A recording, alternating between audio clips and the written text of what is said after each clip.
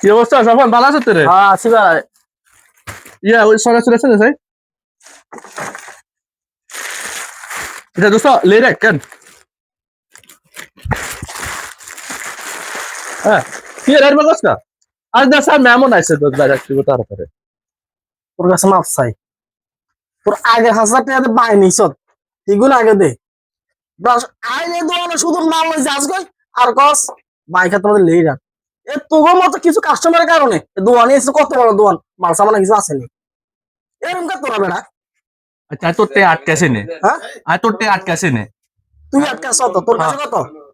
কত হইবে কসা? 5000 টাকা আইম তো। 5000। হ্যাঁ আচ্ছা দি দি মন দোস্ত আরো কমানে করছে আমি মেমন আছে মেমনটা দিতে হইব। তোর মেমন গুলার কত তুই বিদায় করবি? কোন দন্ত আনি বিদায় করবি? তোর ব্যাপার বাইরে আরো তো খুঁজি আছে আরো সংসার আছে আরো দোকান নিয়ে না উসিলে চলাই তো নাকি মাল সাবানা তো আরো লাগলো অন্ত মাল সাবানা তো কম কি ঘটনা কি তা? তোর মতো কাস্টমার আরো আছে 10-12 জন কথা বুঝছো। খাই খাই খাই খাই দোকান নিয়ে হুড়ে হারাইছে একবারে। আচ্ছা দোস্ত অন্দের সাথে না ভাই তোর কাছে মাছ চাই ভাই তোর কাছে মাছ চাই তুই যাবে ভাই ভাই হে কেন এরানো কমানে করবে।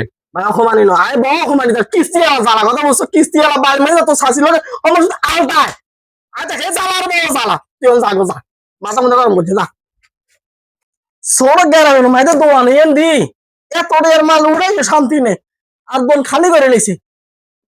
আহারে মন নসিব রে।